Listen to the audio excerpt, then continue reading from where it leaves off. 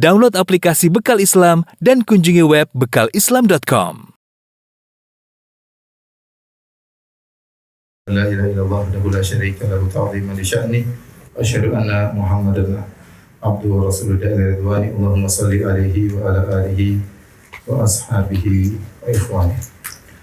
Hadirin dan hadirat yang dirahmati Allah Subhanahu wa taala, alhamdulillah puji dan syukur kita panjatkan kepada Allah atas segala limpahan karunia. Salawat dan salam semoga tercurahkan selalu kepada junjungan kita Nabi Muhammad SAW, beliau kepada keluarganya serta seluruh sahabat beliau tanpa terkecuali.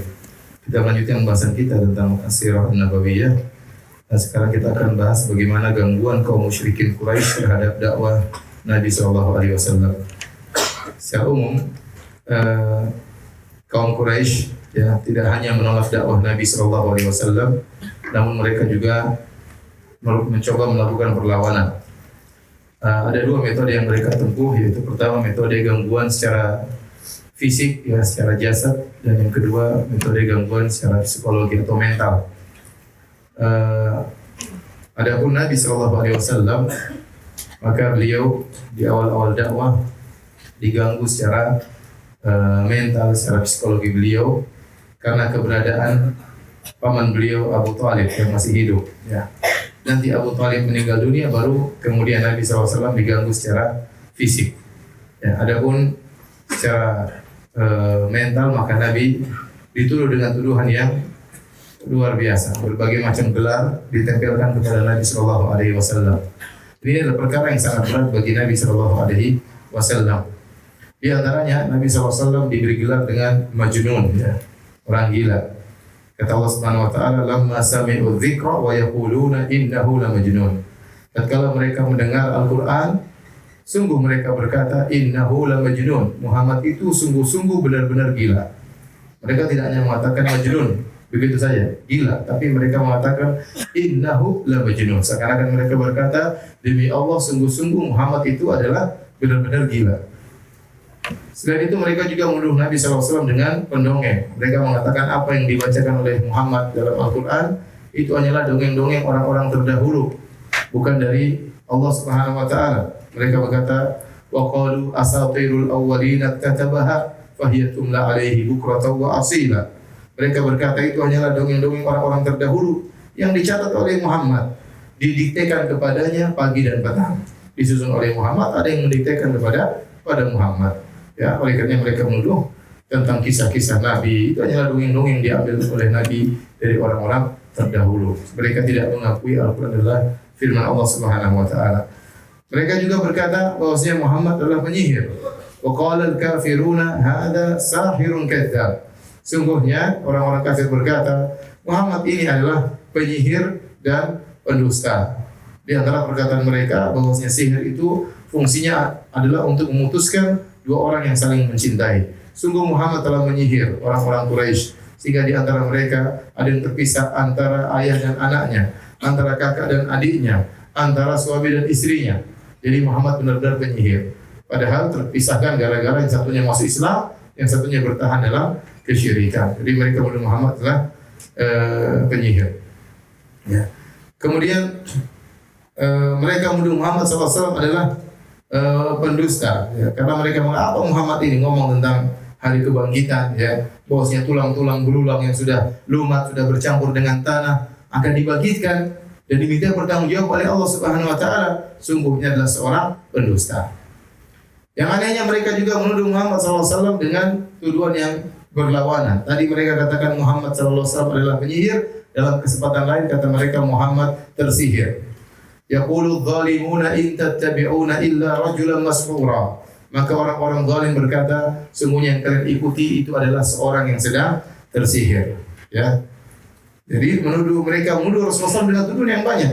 Kahin, dukun, sahir, penyihir, mashur, tersihir, majnun, orang gila. Lalu orang gila ngapain takut sama orang gila? Jadi mereka mengatakan lagi Muhammad pendusta.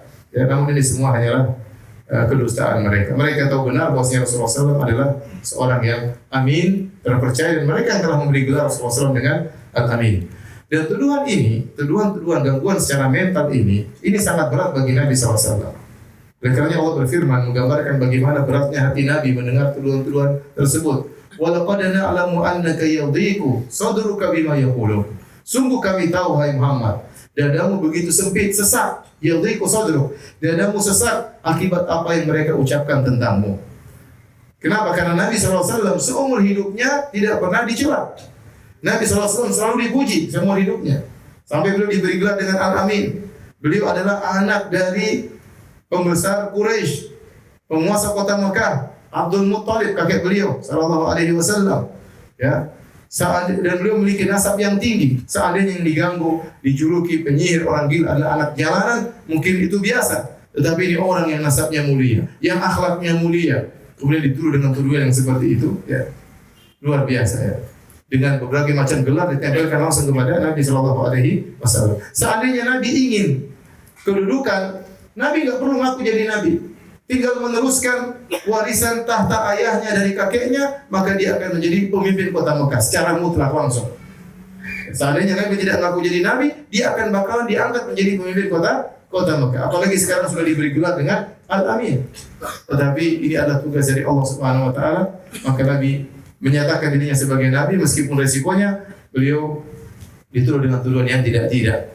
Oleh karena kata para ulama, ya, orang seperti Rasulullah SAW ini gangguan mental lebih berat dirasakan daripada gangguan fisik. Kita tahu bahwasanya Nabi benar-benar terganggu secara fisik dalam perang Uhud. Dalam perang Uhud, Nabi SAW terluka, gigi beliau patah, wajah beliau berdarah, berlumuran darah, ya. Saya beliau kesakitan, ya.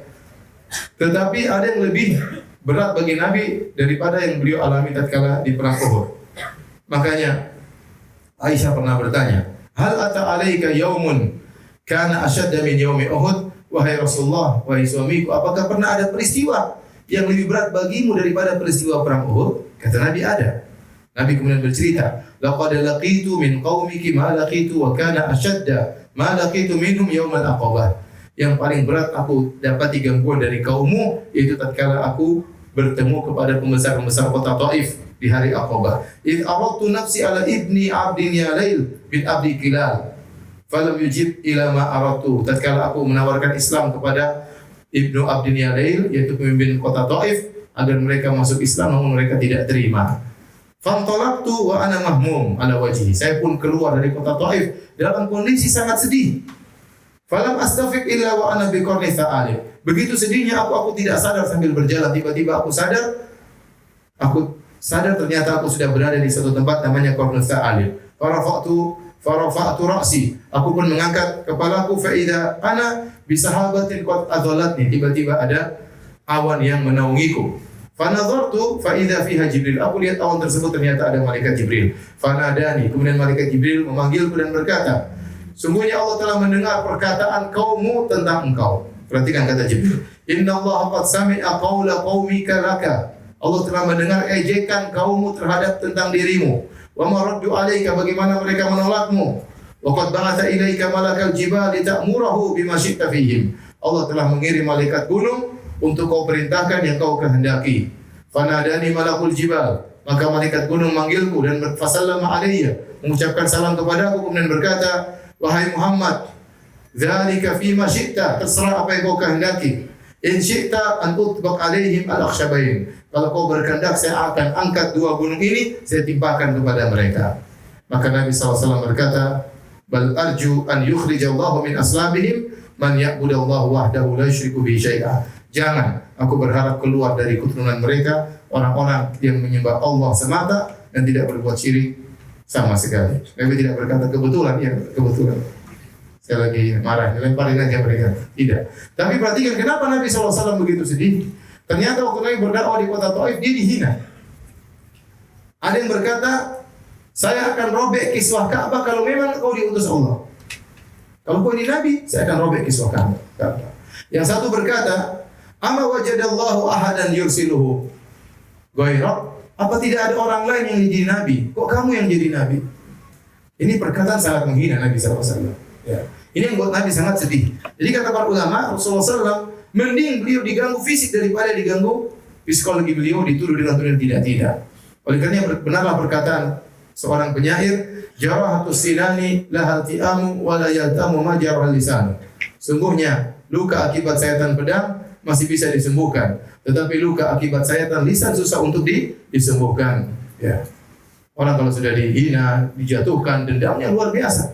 Kalau dipukul, disakiti, dia mungkin masih sembuh tinggal berapa. Tapi kalau dihina, dijatuhkan harga dirinya, dia benar-benar merasa sakit. Dan itu yang dialami oleh Nabi SAW. Dan Allah mengatakan, walau pada na'lamu annaka yadhiqu sadruka bima yaqulun. Sungguh kami tahu dadamu sempit, wahai Rasulullah, akibat tuduhan yang mereka lakukan. Tapi kata Allah, ya, fasabbih bihamdi rabbik, ya, wa kum minas sajidin. Kata Allah Subhanahu wa taala, maka bertasbihlah kepada Rabbmu dan sujudlah. Sudah cuekin mereka ibadah kepada Allah Subhanahu wa taala. Baik, di antara ejekan-ejekan yang dilancarkan kepada Nabi SAW, ini semua gangguan mental ya. Apa yang diriwayatkan dari Abu Jahal ya, dia pernah berkata kepada kaumnya, kata dia, ya ma'syara Quraisy, wahai orang Quraisy sekalian. Nabi sebut tentang Syajaratuz Zakum, tentang pohon zakum yang merupakan makanan penghuni neraka jahanam. Ya, ini didengar oleh Abu Jahal. Abu Jahal ingin ngejek tentang pohon zakum. Kata dia, wahai orang-orang Quraisy sekalian, hal tadruna ma Syajaratuz Zakum allati yukhawifukum biha Muhammad? Tahukah kalian apa itu pohon zakum yang Muhammad nakut-nakuti kalian dengan pohon tersebut? Qalu la, kata orang Quraisy, enggak, kami enggak tahu, enggak pernah dengar apa itu pohon zakum. Apa kata Abu Jahal? Ajwatu Yazrib bizubat. Itu korma ajwa. Wallahi la istamkanna minha la nazkumannaha tazakuman. Kata Abu Jahal, dia bersumpah demi Allah. Bayangkan, dia bersumpah dia apa? Demi Allah. Abu Jahal kenal Allah, makanya dia sering bersumpah dengan demi Allah. Demi Allah, kalau kita dapati pohon zakum, kita akan makan sebanyak-banyaknya. Nanti doanya dikabulkan oleh Allah Subhanahu wa taala. Maka Allah turunkan firman-Nya, inna syajarataz zakum ta'amul adim. Sungguhnya pohon zakum adalah makanan bagi pendosa. Kal muhli yaghli fil butun, kaghalil hamim, yang sangat minyak yang sangat panas mendidih dalam tubuh sebagaimana mendidihnya air yang panas. Bahkan dalam sebagian riwayat kata Nabi sallallahu alaihi wasallam, "Lau anna qatratan minaz zakum qatarat ala ahli al-ard, la afsadat alaihim ma'aishahum." Seandainya ada setetes dari buah zakum, getahnya jatuh ke atas muka bumi, maka akan merusak seluruh kehidupan penghuni bumi. Saya sering sampaikan, ibarat kalau ada seorang memiliki rumah yang mewah, kemudian peralatan di rumah yang sangat mewah, makanan enak, semuanya lezat, tapi di situ ada bangkai tikus yang tidak hilang. Sehingga dia hidup susah, tidur susah, makan nggak enak, semuanya nggak enak, ada bau yang tidak enak. Nah, kalau ada setetes dari getah zakum turun ke atas muka bumi, seluruh penduduk bumi akan rusak kehidupan mereka. Bagaimana lagi? Fa kaifa man laisa lahum ta'amun illa zakum? Bagaimana orang yang makanannya cuma pohon zakum? Demikian juga Abu Lahab, pamannya Nabi dan istrinya Ummu Jamil, tantenya Nabi, juga tidak kalah dalam mengganggu Nabi sallallahu alaihi wasallam. Dalam satu hadis dari Jundub bin Sufyan radhiyallahu anhu, dia berkata, "Ishtaka Rasulullah sallallahu alaihi wasallam falam yakum lailataini aw thalathan." Suatu hari Rasulullah SAW sakit. Rasulullah SAW tidak sholat malam 2 hari atau 3 hari. Fajat imra'atun, maka datang seorang wanita, itu dari Quraisy, itu istrinya Abu Lahab. Faqalat ya Muhammad, dia berkata, ya Muhammad, inilah arju an yakuna syaitanuka qad tarakak. Wahai Muhammad, saya berharap setanmu sudah meninggalkan engkau. Allah tidak datang kepadamu, atau Jibrilmu tidak datang kepadamu. Dia menamakan setan. Dinamakan setan, yang kasih wahyu dinamakan setan. Lam arahu qarabaka mundu lailataini aw thalatha. Saya lihat setanmu tidak datang mendekatimu sejak 2 atau 3 hari. Fa anzalallahu azza wa jalla wadduha wal laili idza saja ma wadda'aka rabbuka wa ma qala. Demi malam ya, dan demi duha dan demi malam tatkala sudah sunyi senyap, sungguhnya Rabbmu tidak meninggalkanmu dan tidak membencimu. Jadi seharusnya bibi, harusnya tante dan om mendukung perjuangan dakwah Nabi SAW, tapi ternyata om dan tantenya malah menghina Nabi SAW. Demikian juga turun firman Allah tentang istrinya Abu Lahab. Wa mar'atuhu hammalatal hatab. Istrinya Abu Lahab yang memikul kayu bakar. Disebutkan dalam buku-buku tafsir, apa maksudnya istrinya Abu Lahab membawa kayu bakar? Ada yang mengatakan dia keluar di malam hari, kemudian dia bawa tali, fi jidiha hablum min masad, dia gantungkan tali di lehernya, dia pergi cari ranting-ranting kayu, dia pikul. Dan ini bukan pekerjaan perempuan sebenarnya, tapi dia lakukan karena saking bencinya kepada Muhammad. Maka dia cari kayu-kayu berduri, dia pikul dengan susahnya, kemudian dia taruh di jalan yang akan dilewati oleh Muhammad. Ini salah satu tafsiran. Tafsiran kedua, dia membawa kayu bakar, maksudnya dia bakalan masuk neraka jahanam. Dan dalam neraka dia akan bawa kayu bakar untuk ikut membakar suaminya, Abu Lahab. Dan ini adalah siksaan yang paling pedih kepada Abu Lahab. Tatkala dia masuk neraka bersama orang yang dia cintai, istrinya, dan istrinya ikut membakar dia. Ya.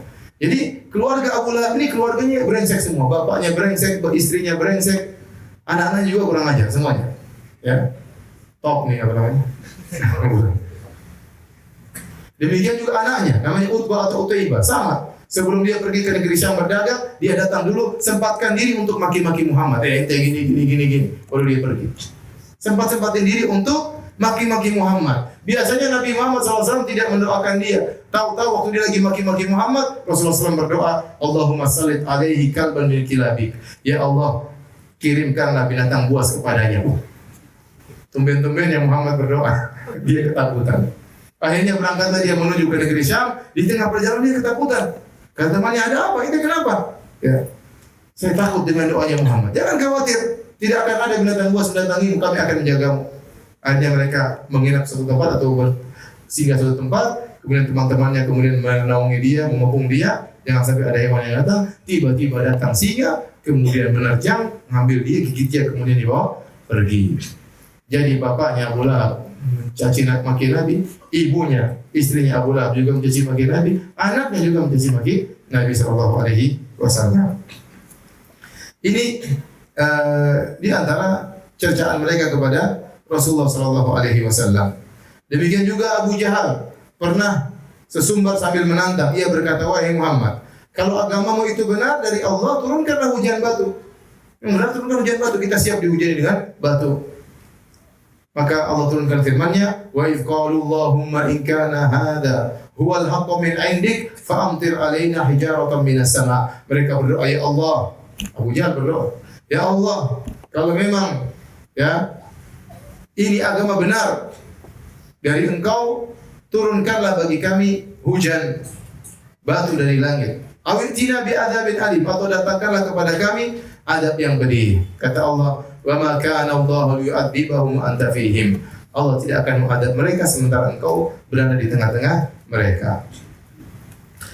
Baik, hadirin dan hadirat yang dirahmati Allah Subhanahu wa taala. Demikian juga para sahabat juga diganggu secara mental. Perang mental, perang psikologi ya. Ya. Perang saraf ya, istilah kita ya.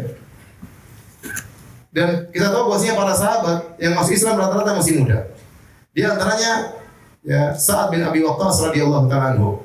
Waktu dia masih Islam umurnya masih 20 tahun, masih sangat muda. Maka orang-orang menghasut ibunya agar ibunya memerintahkan Sa'ad bin Abi Waqqas untuk kembali murtad. Akhirnya ibunya datang kepada Sa'ad bin Abi Waqqas, kemudian merayu Sa'ad bin Abi Waqqas radhiyallahu anhu agar kembali murtad. Kalau dia tidak kembali kepada agama nenek moyangnya, maka ibunya tidak mau makan. Dia punya ide mogok makan dan mogok minum. Tidak mau makan dan tidak mau minum. Akhirnya ibunya tidak makan, tidak minum berhari-hari, sehingga tubuhnya lemas dan hampir meninggal dunia. Ya. Sa'ad bin Abi Waqqas berkata, turun kepada aku 4 ayat. Kanat ummi halafat alla ta'kul wa la tashrab hatta ufariqa Muhammadan. Ibuku bersumpah tidak mau makan, tidak mau minum sampai aku tinggalkan Muhammad. Maka Allah turunkan firman-Nya, wa in jahadaka ala an tusyrika bima laysa laka bi ilmun fala tuti'huma wa sahibuhuma fid dunya ma'rufa. Jika kedua orang tuamu memaksamu untuk berbuat syirik kepadaku yang kau tidak punya ilmu tentangnya, maka jangan taat kepada mereka berdua, tapi pergaulilah mereka berdua dengan cara yang baik. Dalam riwayat yang lain, Sa'ad bin Abi Waqqas berkata, kuntu rajulan barran bi ummi. Aku adalah seorang anak yang sangat berbakti kepada ibuku. Tatkala aku masuk Islam, ibuku berkata, wahai Sa'ad, apa ini agama baru yang kau bawa-bawa?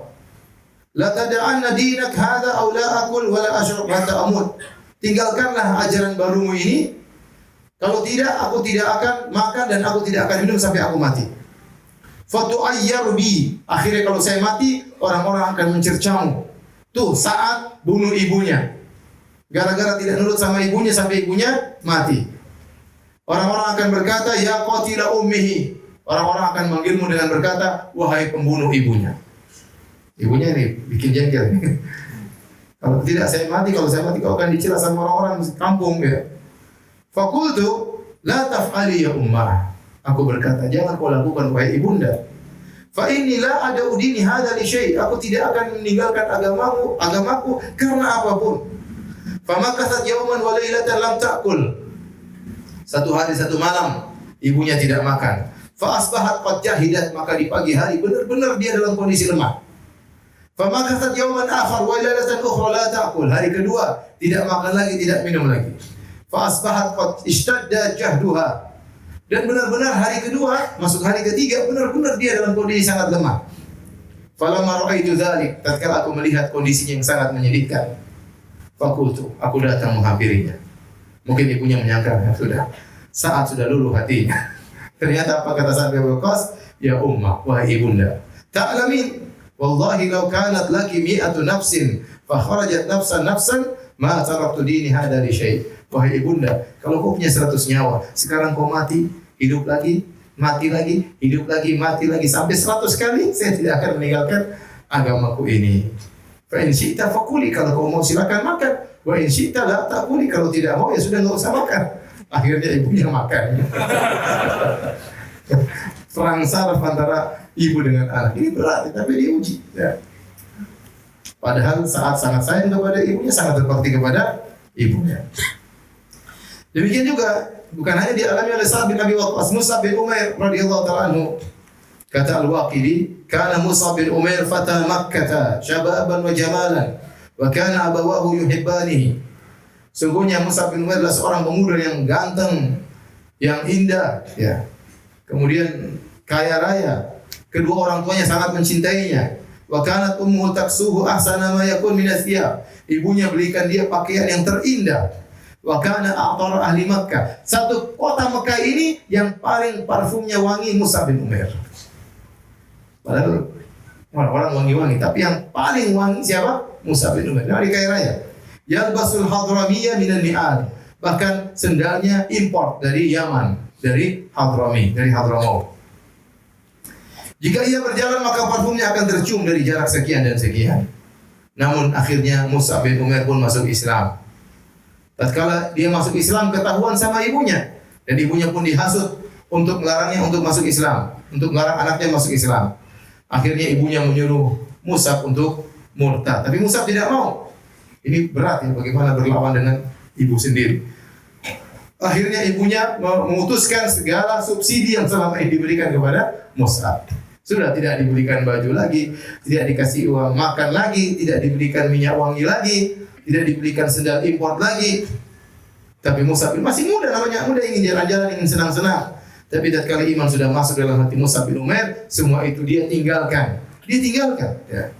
Sampai-sampai disebutkan Mus'ab bin Umair setelah masuk Islam, setelah diputus subsidinya oleh orang tuanya, maka kondisinya sangat berubah. Ya, tadinya kulitnya sangat halus, dari jauh sangat harum. Sekarang kulitnya sekarang sudah biasa halus, tatkala tidak ada ya kekayaan lagi, kulitnya mulai bersisik seperti sisik ular. Ya. Sampai-sampai Nabi dalam riwayat kalau melihat Mus'ab, Nabi menangis. Dalam riwayat dari Ali bin Abi Thalib dia berkata, "Inna la julusun ma'a Rasulillah sallallahu alaihi wasallam fil masjid." Suatu hari kami sedang duduk di masjid bersama Nabi. Masjid Haram. Iftala'a Mus'ab ibnu Umair ma alaihi illa burdatun lahu marqu'atun bi fardhin. Maka tiba-tiba muncul Mus'ab bin Umair. Ya, Mus'ab bin Umair, dan dia tidak memakai kecuali hanya sebilah kain. Yang kain tersebut marqu'atun bi fardhin, ditambal-tambal dengan kulit. Tadinya bajunya luar biasa, sekarang baju tambalan-tambalan. Falamma ra'ahu Rasulullah sallallahu alaihi wasallam baka. Tatkala Nabi melihat Mus'ab bin Umair dengan kondisi demikian, beliau pun menangis. Lilladzi kana fihi minan ni'mah walladzi huwa al-yawm fihi. Tatkala Nabi membandingkan bagaimana dulu Mus'ab bin Umair dibandingkan dengan beliau sekarang. Tapi Mus'ab bin Umair cuek ya. Mentalnya kuat. Kaya dulu, tiba-tiba miskin dan dia cuek aja. Dia merasa nikmat dengan iman yang dia miliki. Meskipun penampilannya berubah total, drastis, 180 derajat. Tadinya berpakaian mewah, sangat harum, sekarang pakainya tambal-tambal. Ya. Sendal mungkin sedang juga tambal-tambal, tapi dia berjalan dengan tenang. Ya, karena ada iman dalam hatinya. Hadirin dan hadirat yang dirahmati Allah Subhanahu wa taala. Mereka bukan hanya mengganggu Nabi, bahkan mereka juga mengganggu keluarga Nabi SAW. Ini sudah kita singgung pada pertemuan-pertemuan sebelumnya. Tatkala mereka terganggu dengan dakwah Nabi, maka orang Quraisy bikin makar. Kata mereka, waktu itu anak Nabi Zainab, Ummu Kulthum dan Ruqayyah sudah menikah. Zainab menikah dengan Abul As bin Rabi. Ruqayyah dan Ummu Kulthum menikah dengan putra-putranya Abu Lahab, menikah dengan sepupunya. Ya, menikah dengan putra-putranya Abu Lahab, dengan sepupunya Nabi SAW. Kemudian tatkala orang-orang kafir Quraisy terganggu dengan Nabi SAW, maka mereka mengatakan, ganggu Muhammad, buat dia sedih, suruh ceraikan putri-putrinya agar dia tersibukkan mengurus putri-putrinya. Akhirnya mereka datang kepada putra-putra Abu Lahab, ditawarkan harta, ceraikan putri-putri Muhammad. Kalau kalian menceraikan putri-putri Muhammad, kau minta nikah dengan siapa? Kami akan berikan. Akhirnya anak-anaknya Abu Lahab menceraikan Ruqayyah dan Ummu Kulthum. Dan ini sangat menyedihkan Nabi SAW. Jadi seorang sangat sedih tatkala bukan cuma saja dia yang diganggu, tapi ternyata keluarga juga diganggu.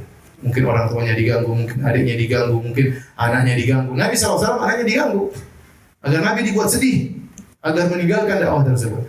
Khadijah juga diminta, Abul As diminta untuk menceraikan Zainab, tetapi Abul As tidak menceraikan Zainab, ya. Dia tetap bertahan dengan Zainab radhiyallahu taala anha.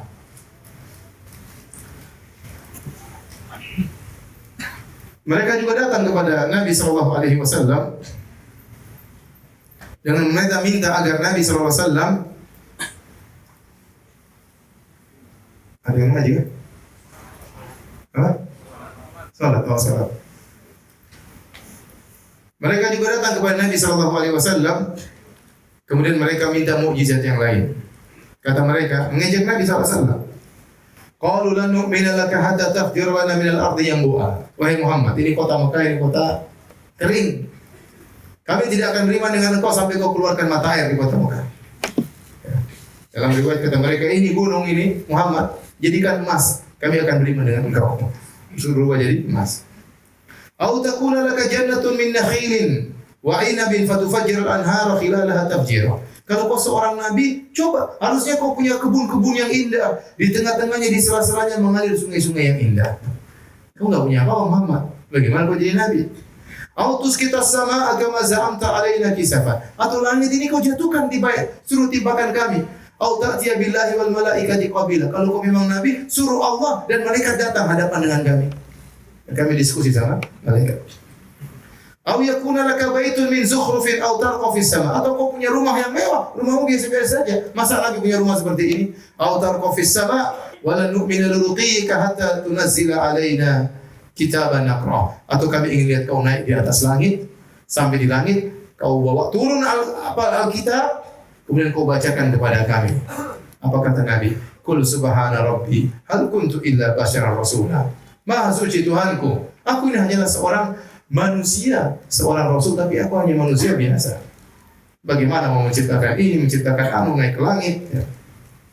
Jadi mereka mengejek. Dan Allah berfirman, walau fatahna alaihim baban minas samai la dhallu fihi ya'rujun la qalu inna ma sukkirat absaruna bal nahnu qaumun mas'ulun. Kata Allah, seandainya kami bukakan bagi mereka pintu langit, lantas mereka naik ke langit, mereka tidak bakalan beriman, kata Allah. Mereka bakalan berkata, sungguhnya mata kita telah disihir. Dan demikian orang-orang musyrikin. Lihat, Fir'aun waktu nantang Musa. Musa sudah mengalahkan semua orang. Fir'aun hanya mengatakan, sahirun, ini seorang penyihir yang pandai. Demikian juga waktu kaum Nabi Saleh. Mereka mengatakan, wahai Saleh, kalau kau seorang Nabi, tolong keluarkan dari batu itu, keluarkan onta, ciri-cirinya begini, sudah mengandung 9 bulan atau berapa bulan ya. kemudian tinggi, warnanya begini-begini, keluarkan dari batu itu. Kata Nabi SAW, kalau keluar gimana? Kita akan beriman. Nabi SAW berdoa kepada Allah, tiba-tiba batu keluar onta. Mereka minta yang mustahil maksudnya. Kalau onta keluar dari laut, ya mungkin, masih mungkin. Onta keluar dari hutan, masih mungkin. Keluar dari batu, sejak kapan ada kehidupan keluar dari batu? Jadi mereka memang sengaja. Tapi Nabi SAW berdoa, tiba-tiba keluar onta tersebut. Mereka tetap tidak beriman, kata mereka, Saleh penyihir. Repot. Baik, hadirin dan hadirat yang dirahmati Allah Subhanahu wa taala. Adapun gangguan fisik maka dialami juga oleh Nabi dan para sahabat. Tapi Nabi sebagaimana berkata Ibnu Katsir, Nabi tidaklah diganggu dengan gangguan fisik kecuali setelah pamannya Abu Thalib meninggal dunia. Dalam satu hadis, ya.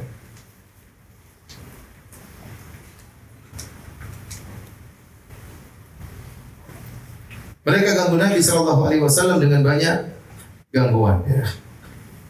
Kalau Nabi sedang sholat, mereka ganggu. Di antaranya Ibnu Mas'ud menceritakan, suatu hari Nabi sallallahu alaihi wasallam sholat di Ka'bah. Wa Abu Jahal wa ashabul lahu julusun, dan Abu Jahal dan teman-temannya lagi nongkrong di Masjidil Haram. Jadi memang Abu Jahal dan teman-temannya tempat nongkrongnya di mana? Di Masjidil Haram. Idz qala ba'dhum li ba'dhin, tiba-tiba mereka saling ngomong di antara mereka. Ayyukum yaji'u bisala jazuri bani fulan. Fayadhu ala dhahri Muhammadin idza sajada. Siapa di antara kalian yang mau mengambil kotoran isi perut unta dari milik si fulan, diambil bawa sini, Muhammad lagi sujud, taruh di atas Muhammad. Fan ba'atha ashqal qaum, maka bangkitlah orang yang paling celaka di antara mereka. Kata, saya yang akan berangkat. Dialah Uqbah bin Abi Mu'ayyid. Uqbah bin Abi Mu'ayyid. Ya. Faja'a bihi, maka dia pun pergi ke tempat kotoran tersebut. Dia datang, mungkin taruh di ember atau di mana. Fanadhara, maka mereka pun menunggu. Hatta sajadah Nabi. Nabi sedang sholat dan mereka tahu Nabi sholat lama. Mereka nunggu. Waktu Nabi sedang sujud, maka dia pun datang. Wada'a ala dhahri baina katifai. Kemudian diletakkan ikut kotoran semua di antara dua pundak Nabi, ditumpahkan ke pundak Nabi sallallahu alaihi wasallam. Wa ana anzuru la ugni syai'an. Kata Ibnu Mas'ud, aku hanya lihat, aku tidak bisa melakukan apa. Ibnu Mas'ud ini kabilahnya kecil, ya. Jadi tidak punya kabilah yang kuat, dia tidak bisa nolong Rasulullah SAW, apalagi badannya kurus. Dia lihat Nabi diganggu, namun dia cuma lihat saja, tidak bisa apa-apa. Wa Rasulullah SAW sajidun la yarfa'u ra'sahu, dan Nabi tetap tidak bergeming sujud, tidak mengangkat kepalanya. Hatta ja'at Fatimah, sampai ada yang kabarkan kepada Fatimah, wahai Fatimah, bapakmu diganggu oleh Abu Jahal dan teman-temannya. Maka Fatimah pun datang keluar dari rumahnya. Fatarahat an dhahrihi, kemudian dia bersihkan kotoran dari pundak bapaknya. Kemudian karena Fatimah masih kecil, bagaimana sedihnya Nabi lihat putrinya, lihat bapaknya diganggu di hadapan umum, ya, dan bapaknya tidak bisa berbuat apa-apa. Sementara Fatimah yang masih kecil melihat kondisi demikian. Bagaimana mental gangguan pada Fatimah dan apa kesedihan yang dirasakan oleh Nabi sallallahu alaihi wasallam. Tsumma aqbalat alaihim tasjumuhum. Setelah dia bersihkan kotoran dari pundak bapaknya, Fatimah masih kecil, Fatimah kemudian menghadap Abu Jahal, dimaki-maki Abu Jahal. Terus mau berkelahi nggak bisa, perempuan kecil. Ya. Farafa Rasulullah SAW ra'sahu. Setelah dibersihkan oleh putrinya, bayangkan Nabi datang putrinya. Ini semua pemandangan yang menyedihkan. Dibersihkan oleh putrinya, kemudian Nabi angkat kepalanya. Setelah bersih, Nabi angkat kepalanya.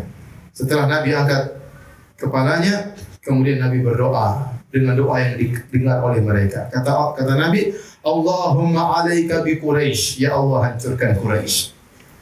Salah marah, 3 kali. Allahumma alaika bi Quraisy, ya Allah hancurkan Quraisy. Ya Allah hancurkan orang-orang Quraisy. Fasyaqa dzalika alaihim idda'a alaihim. Waktu Abu Jahal dan teman-temannya dengar Muhammad berdoa, mereka ketakutan. Waduh, Muhammad doa. Orang soleh berdoa depan Ka'bah lagi. Mereka mengagungkan Ka'bah. Ya, wa kanu yarawna anna da'wa fi dzalikal balad mustajabatun. Mereka tahu doa di tanah suci dikabulkan. Mereka tahu. Setelah itu bukan cuma sampai di situ, Nabi berdoa. Tsumma samma. Kemudian Nabi menyebut nama satu persatu. Kata Nabi, Allahumma alaika bi Abi Jahal. Ya Allah binasakanlah Abu Jahal. Abu Jahal dengar. Wa alaika bi Utbah bin Rabi'ah. Ya Allah binasakan Utbah bin Rabi'ah. Wa Syaibah bin Rabi'ah. Binasakan Syaibah bin Rabi'ah. Binasakan Al-Walid bin Utbah. Wa Umayyah bin Khalaf. Wa Uqbah bin Abi Mu'ayyid. Sampai Rasulullah sebutkan 7 orang yang sedang di situ. Ya, disebutkan waktu mereka taruh kotoran di atas Nabi SAW, mereka tertawa terpingkal-pingkal sampai badan mereka goyang-goyang lihat Nabi tidak bergeming kotoran di atasnya. Ya, dan itu semua disadari oleh Nabi SAW. Makanya Nabi marah tatkala itu, apalagi putrinya Fatimah terganggu, maka Nabi mendoakan kecelakaan kepada mereka. Kata Ibnu Mas'ud, "Fawalladzi nafsi biyadihi laqad ra'aitu alladziina 'adda Rasulullah sallallahu sar'a fil qalibi Badar." Sungguh aku melihat 7 orang tersebut yang disebut oleh Nabi semuanya tewas dalam perang Badar. Dalam hadis yang lain, hadis riwayat Bukhari dan Muslim, dalam hadis yang lain, Abu Jahal ingin mengganggu Nabi. Abu Hurairah bercerita, Abu Jahal berkata, "Hal yu'afiru Muhammadun wajhahu baina adhhurikum?" Muhammad sudah datang belum? Sudah gosok-gosokkan wajahnya belum? Maksudnya sudah sujud. Tapi kata dia, Muhammad sudah datang belum? Sudah gosok-gosokkan wajahnya di tanah? Qala na'am, sudah. Maka Abu Jahal bersumpah, "Wallat wal Uzza." Demi Lata dan demi Uzza. Kalau saya melihat dia menggosokkan wajahnya di tanah, aku akan injak lehernya. Atau akan saya gosok-gosok wajahnya. La afiran wajah fi turab. Saya akan gosokkan wajahnya di tanah. Maka Rasulullah SAW pun datang, Rasulullah SAW pun sholat. Ini yang ditunggu-tunggu sama Abu Jahal. Kemudian tatkala Nabi sedang sujud, Abu Jahal datang ingin menginjak leher Nabi. Fama faji'ahu minhu illa wa huwa yanqusu ala akhibaihi wa yattaqi bi yadayhi. Abu Jahal tadi sudah jalan ingin menginjak kepala Nabi, tahu-tahu dia mundur sambil begini-begini. Jalan mundur sambil begini. Maka ya orang-orang teman-temannya bertanya, "Malah ada apa kok Abu Jahal?" Kata Abu Jahal, "Inna baini wa bainahu la khandaqan min nar wa hawlan ajniha." Antara aku dengan dia ada parit berisi menyalakan api dan ada sayap-sayap di hadapanku. Makanya dia begini-begini waktu dia mundur. Maka Nabi SAW berkata, "Laudana minni lahtatafathul malaikatu udwan." Kalau dia nekat dekat kepadaku, maka malaikat akan potong dia sepotong demi sepotong. Dan turunlah firman Allah Subhanahu wa taala dalam surat Al-Alaq, "Kalla innal insana la yatgha." Sungguh manusia itu benar-benar melampaui batas, sombong, an ra'ahu istaghna. Tatkala dia merasa dirinya sudah berkecukupan, dia merasa duitnya sudah banyak dan dia merasa dia kepala kabilah sehingga dia akhirnya melampaui batas.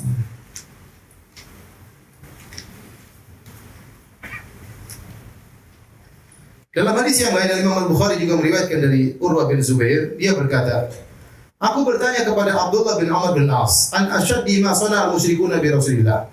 Tentang perkara yang paling parah yang dilakukan oleh kaum musyrikin kepada Nabi sallallahu alaihi wasallam.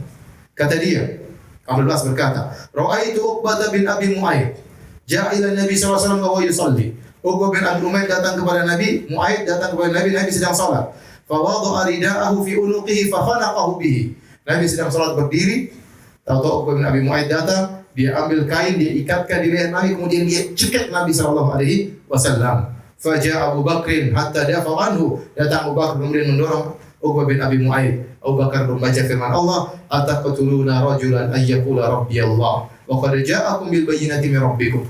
Apakah hendak membunuh seorang yang mengucapkan Tuhanku adalah Allah dan dia telah mendatangkan dalil-dalil dari Rabb kalian?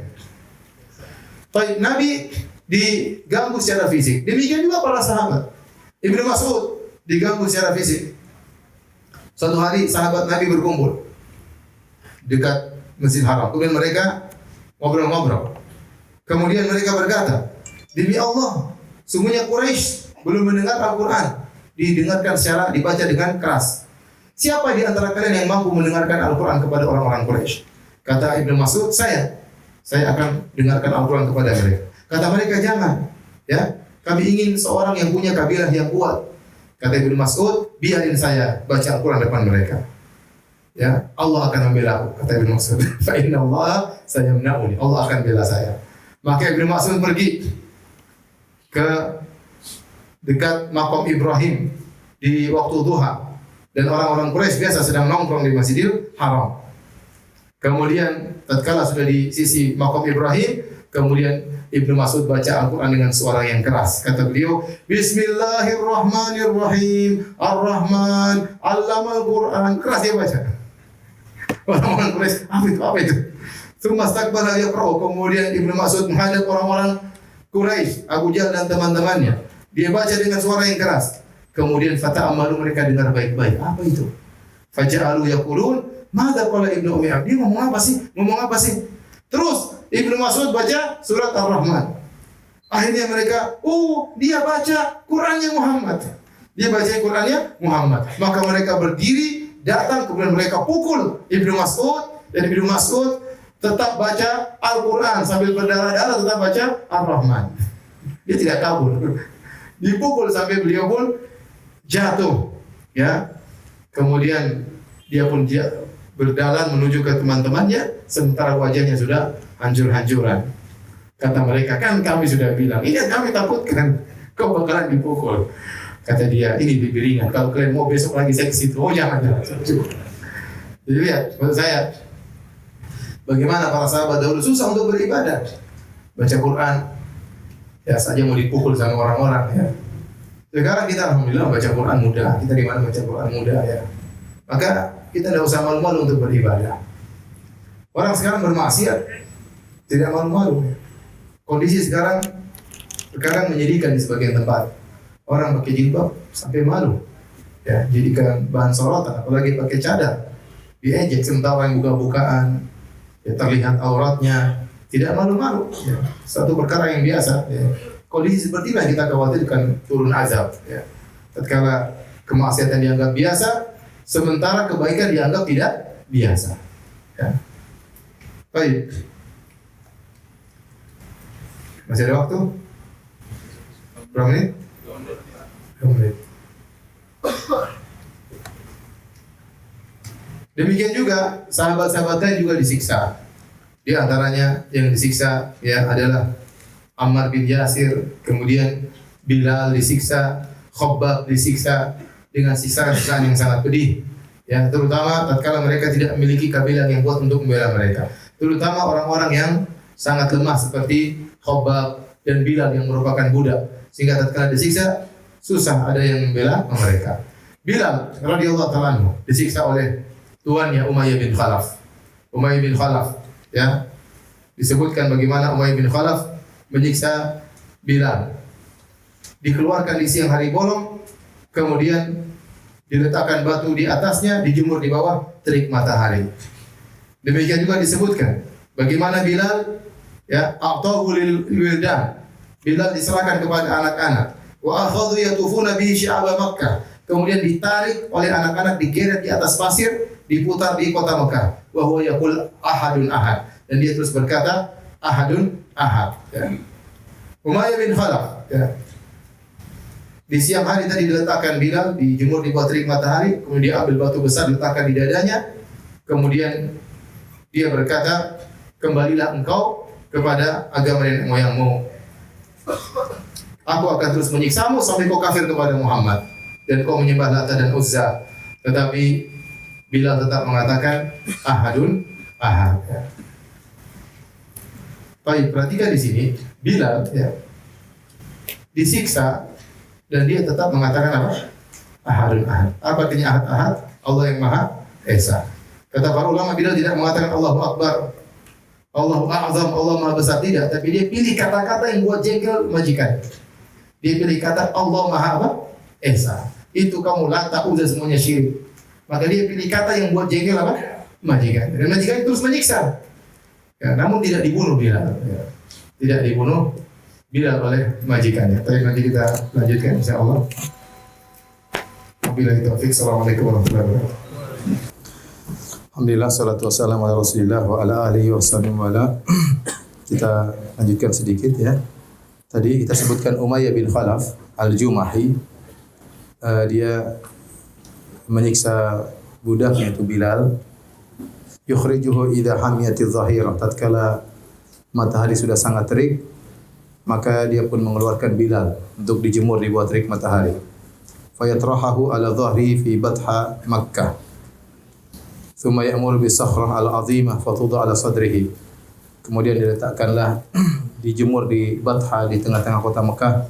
Kemudian dia merintahkan untuk mengambil batu yang sangat besar untuk diletakkan di atas dadanya. Kemudian dia berkata, la wallahi la tazalu hakada hatta tamut atau takfur bi Muhammad.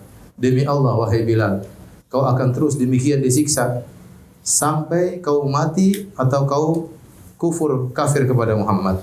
Wa ta'budal Lata wal Uzza, sampai kau menyembah Lata dan Uzza. Fa yaqulu wa huwa fi dhalikal bala. Bilal tatkala dalam kondisi sulit demikian, dia tetap berkata ahadun ahad. Allah Maha Esa, Allah Maha Esa.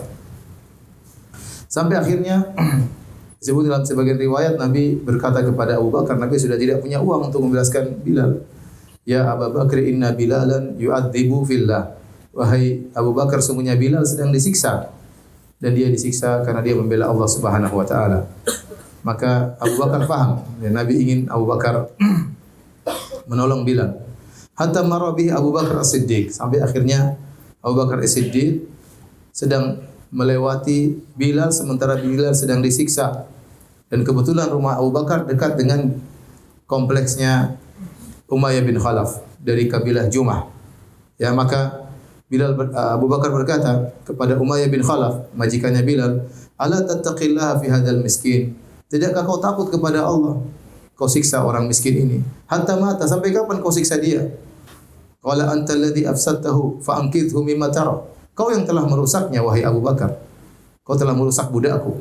Kalau memang kau ingin dia, selamatkan dia. Kata Abu Bakar, afal, saya akan selamatkan dia.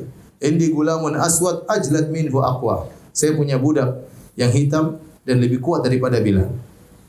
Ala dinik, dan dia berada di atas agama engkau, sama-sama musyrik seperti kau. U'tikahu bihi, saya akan berikan budak itu gantinya dengan Bilal. Qad qabiltu, maka Umayyah bin Khalaf berkata, saya terima. Huwa laka, ambillah Bilal. Maka ini Abu Bakar mengambil Bilal dan bebaskan Bilal dari Umayyah bin Khalaf. Sebagian orang berkata, kenapa Bilal tidak dibunuh saja oleh Umayyah bin Khalaf? Tiap hari disiksa, dikeluarkan di bawah terik matahari. Ya. Sebagian orang mengatakan mereka sedang perang. Perang apa? Perang mental, perang saraf. Ya. Umayyah bin Khalaf ingin Bilal kalah dengan dia. Kalau dia bunuh Bilal, selesai, berarti dipaksa untuk kalah. Maka dia terus siksa sampai Bilal akhirnya tunduk kepada Umayyah bin Khalaf. Ya, namun ternyata Bilal tidak tunduk-tunduk. Makanya Umayyah bin Khalaf senang begitu Abu Bakar memilih Bilal. Maka Bilal pun akan lepas dari dia dan tidak terlihat di hadapan masyarakat dia kalah dalam pertempuran apa? Pertempuran mental dengan Bilal. Ya. Sebenarnya dia kalah, cuma alhamdulillah Abu Bakar membebaskan Bilal. Demikian juga sahabat yang disiksa seperti Ammar bin Yasir. Ammar bin Yasir keluarganya dibunuh. Yasir dibunuh, ibunya Sumayyah juga dibunuh. Datang Abu Jahal kemudian mengambil khirbah semacam tombak lalu menusukkan khirbah ke kemaluan Sumayyah sehingga wanita pertama yang mati syahid dalam Islam. Sementara Nabi SAW lewat, Nabi tidak bisa menolong. Nabi hanya berkata, "Abshiru ala Ammar wa ala Yasir fa inna mau'idakumul jannah." Bergembiralah wahai keluarga Yasir, keluarga Ammar. Dalam riwayat yang lain, "Sabran, bersabarlah kalian. Sungguhnya Allah menjanjikan surga bagi kalian." Baik. Demikian juga Khabbab bin Arad, ya, dia disiksa dengan siksaan yang luar biasa. Ya. Suatu hari Khabbab datang kepada Umar. Kemudian Umar berkata, "Udunu, dekatlah wahai Khabbab." Setelah di kemudian hari, ya, setelah Islam tersebar. Fama ahadun ahqqu bi hadzal majlis minka illa Ammar. Tidak ada yang berhak untuk duduk di sini daripada engkau kecuali Ammar. Faja'ala Khabbabun yurihi atharan bi dhahri mimma adzabal musyrikun. Maka Khabbab menunjukkan kepada Umar bagaimana bekas luka yang ada di pundaknya karena siksaan orang-orang musyrikin. Disebutkan, ya, Khabbab bersabar. Kemudian dia disiksa oleh orang kafir dan dia tidak nurut kepada orang-orang kafir. Faja'alu yulziquna dhahrahu birrasf hatta dhahaba lahmu matnihi. Maka mereka siksa Khabbab gimana? Batu dibakar, setelah ditempelkan di pundaknya Khabbab sampai dagingnya lepas. Itu cara mereka menyiksa Khabbab. Semuanya itu mereka lakukan hanya karena mereka Islam.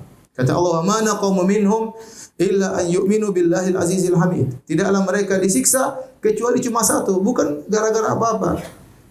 Tapi cuma gara-gara mereka beriman kepada Allah Subhanahu wa taala. Dan demikian yang terjadi di banyak negeri. Kita lihat orang-orang Islam disiksa, tidak ada salah mereka. Mereka dibunuh, mereka dibantai. Hanya karena apa? Hanya karena mereka menyembah Allah, hanya karena mereka mentauhidkan Allah Subhanahu wa taala. Baik, demikian saja para hadirin dan hadirat yang Allah Subhanahu wa taala kajian kita. Insyaallah kita lanjutkan pada kesempatan yang lain. Kalau ada yang bertanya, kami persilakan.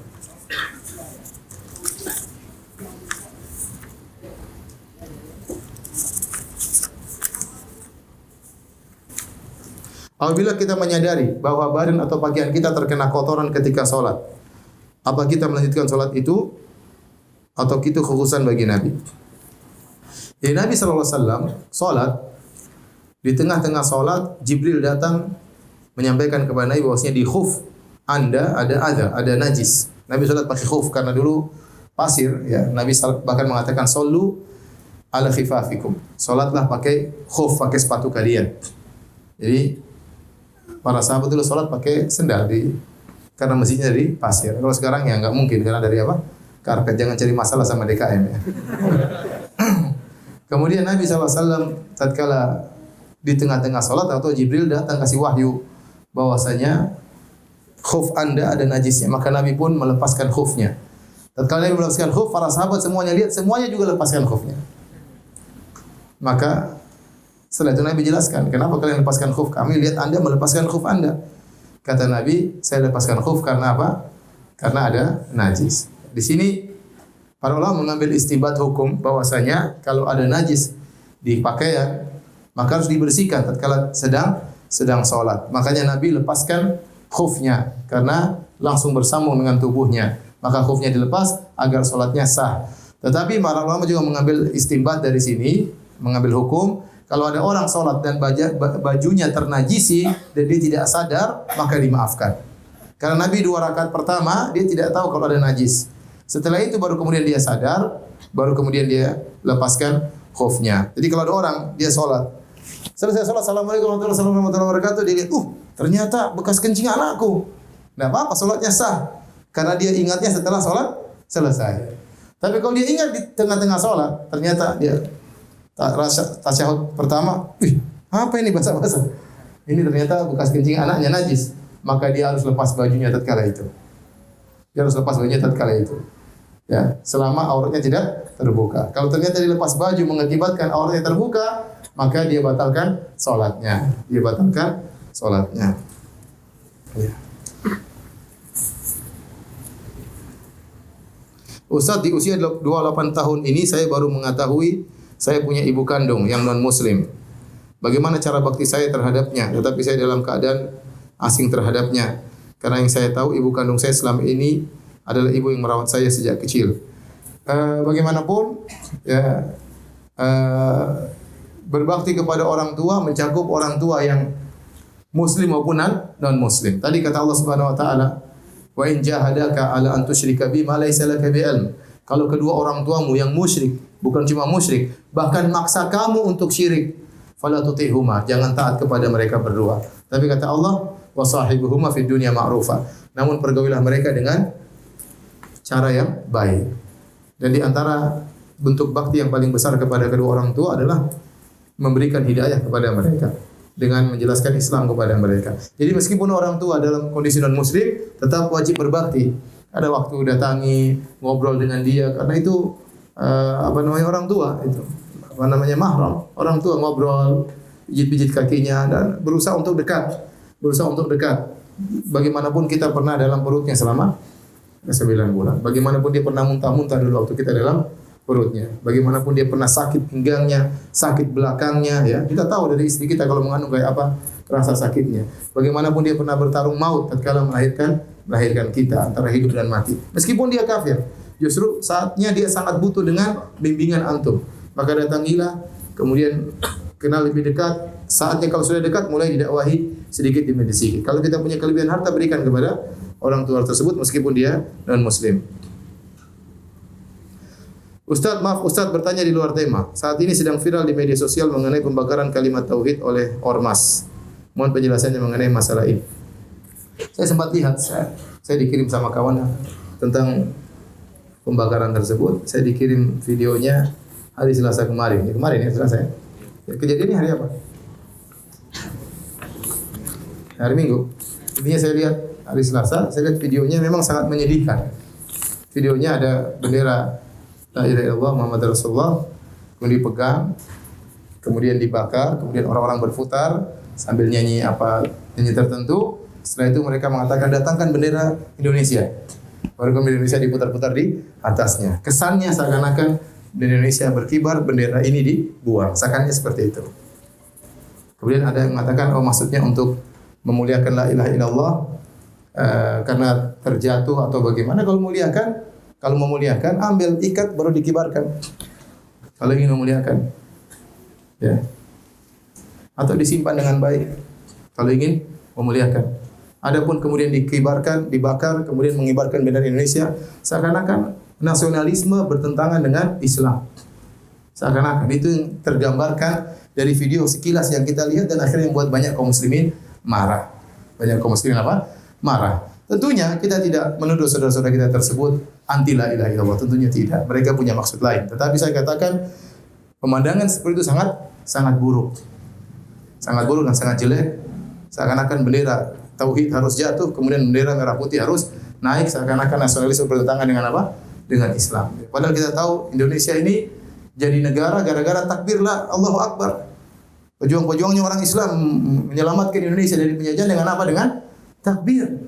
Tidak ada pertentangan antara nasional dengan apa? Nasionalis dengan Islam. Justru Indonesia menjadi merdeka gara-gara pejuangnya Islam rata-rata orang Islam dan menang dengan takbir, mengusir penjajah yang notabene-nya non muslim.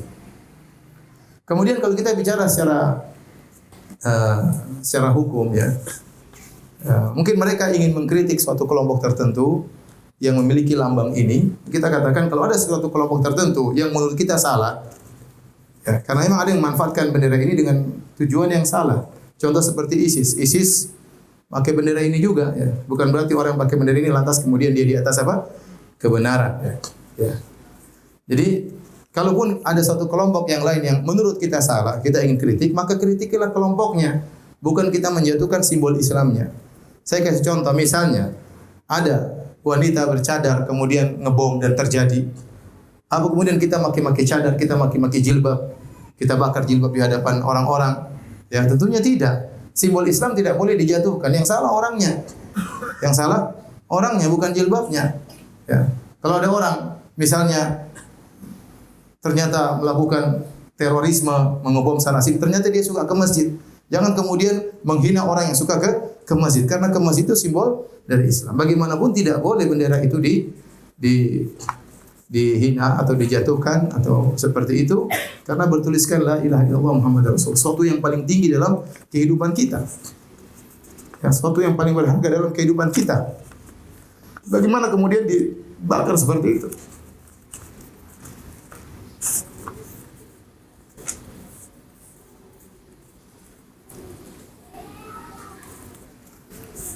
Ya semoga Allah beri hidayah kepada mereka. Baik, demikian saja kajian kita. Kita lanjutkan insyaallah pada kesempatan yang lain.